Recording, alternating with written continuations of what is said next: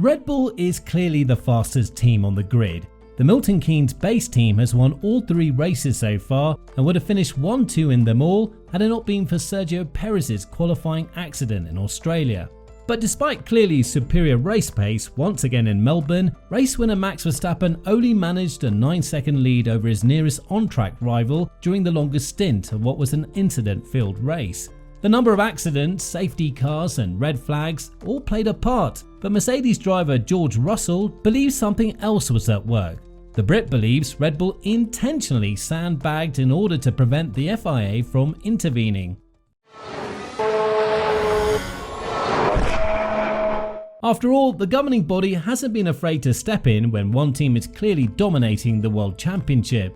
An FIA crackdown on some of the design innovations that help make the RB19 so fast could negate a significant portion of Red Bull's current advantage over rivals. For sure they're holding back, Russell told the BBC Checkered Flag podcast. I think they're almost embarrassed to show their full potential because the faster they seem, the more that the sport is going to try to hold them back somehow. I think realistically they probably have 7/10 advantage over the rest of the field. I don't know what the pace difference looks like at the moment, but Max has got no reason to be pushing it, nor has Red Bull. They've done a really great job, to be fair to them. We can't take that away, and we clearly have to up our game. Red Bull's Helmut Marko, on the other hand, claims that rival teams have already begun to close the gap. He pointed at the fact that Perez was only able to make it to 5th place as evidence to support that claim. The chief advisor said, "You can see how close it is when a little thing doesn't work out, because we're always said to have a superiority that only exists when everything is running smoothly. Our rivals, Aston Martin, Ferrari and Mercedes, have made gains." However, George Russell was not the only driver to level accusations following the Australian Grand Prix. In fact, Max Verstappen has accused Russell's teammate Lewis Hamilton of breaking F1 rules after the two nearly collided at the start. On the first lap, Hamilton dived up the inside of Verstappen at turn 3 and managed to pass the Dutchman. That left Verstappen behind the 2 Mercedes drivers during the opening stages, which could have made this afternoon more difficult if not for the red flags. Verstappen appeared to fire a dig at Hamilton after the race, claiming the Mercedes driver had broken the rules by not giving him enough space. Hamilton later checked his front wing for damage after nearly colliding on the corner entry. Over team radio, Verstappen lamented Hamilton's move, telling his race engineer, "He pushed me off the track. I was ahead at the apex and he pushed me off." After the race, he said, "From my side, I just try to avoid contact. It's quite clear in the rules what you're allowed to do on the outside, but clearly it's not followed. It's okay, we had good pace and we passed them anyway, but it's something for the next race to take into account. It's great to win here, my first win. It's been a while for the team as well, so very happy."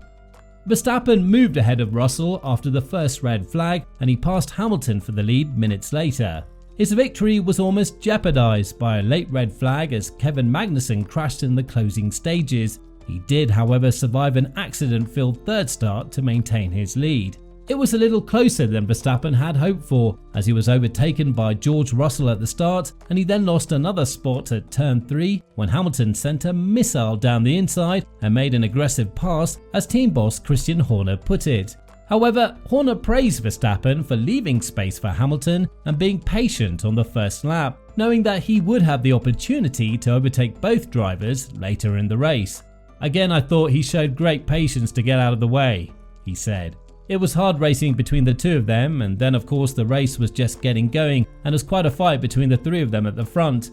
Sounded like George wasn't happy about being pushed by Lewis, who in turn was being pushed hard by Max. Then they started having a go at each other, then they pitted George, then the red flag came out, and then it was just a straight fight between Max and Lewis, and he made very short work of that. Then it was a question of controlling the race from that point onwards."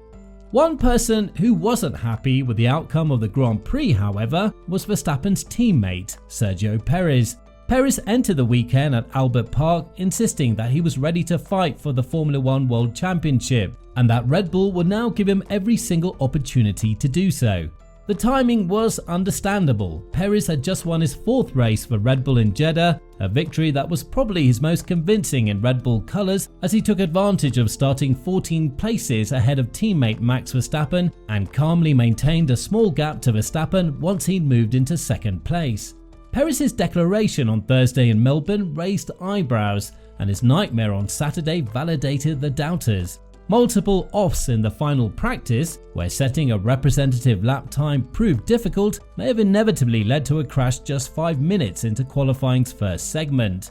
"We had a bit of a technical issue from FP3 and we thought we'd fixed it, but we obviously didn't," Perez said after qualifying. "It was very difficult to do anything out there. I became a passenger as soon as I touched the brake. It's something that is moving the brake balance quite far forward under braking, and I just hope that we're able to fix it as a team tomorrow and be able to race and minimize the damage." Now, prior to the race, the team made changes to the brake friction material, a logical fix for a driver who's having difficulty stopping the car.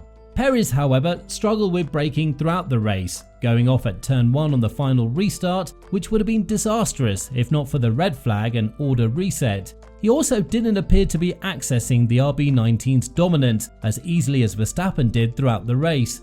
Perhaps more concerning, there appeared to be a continuing disconnect between team and driver regarding exactly what went wrong on Saturday. Christian Horner didn't confirm the presence of a problem following qualifying, instead stating that the team would conduct additional investigations. And that hadn't changed even after Perez charged from the pit lane to finish 5th and earn the fastest lap bonus point. "I think he had a very difficult FP3, which was a long way from the best preparation, and he was pushing hard on that first lap, and he was late and hard on the brakes into T3, Horner said after the race. "There are certain things which, when you put all the bits and pieces together, weren't quite perfect, but often these cars aren't." When asked about Perez's brake balance moving under braking comment, Horner said, "That's a bit they control in the car." And he also denied claims that the engine running issues experienced in FP3 were repeated in qualifying, saying the levels were normal. Perez's 14-point loss to Verstappen increases the gap at the top of the Drivers' Championship to 15, but it's the circumstances surrounding that loss rather than the number of points lost that are concerning. After all, a reliability issue for Verstappen in Baku would reverse those positions. It's the ambiguity surrounding the cause, as well as the disconnect between Red Bull and Perez's reasoning, that further increases concerns of a repeat. And given that Verstappen rarely deviates from his devastating peak performance level, Perez can't afford any more weekends like Melbourne if he's to have any title hopes, which were already considered a long shot prior to this weekend by many. Beating Verstappen is tough enough, even when you don't fumble up on Saturdays. But what are your thoughts? Will Sergio Perez be able to compete with Max Verstappen for the championship this season? And how about George Russell's remarks? Is Red Bull sandbagging in order to avoid retaliation from the FIA? Please share your thoughts in the comments down below. Now, thanks for your time. Please consider liking and subscribing to the channel if you enjoyed the video, and don't forget to click the bell button to be notified of our future videos.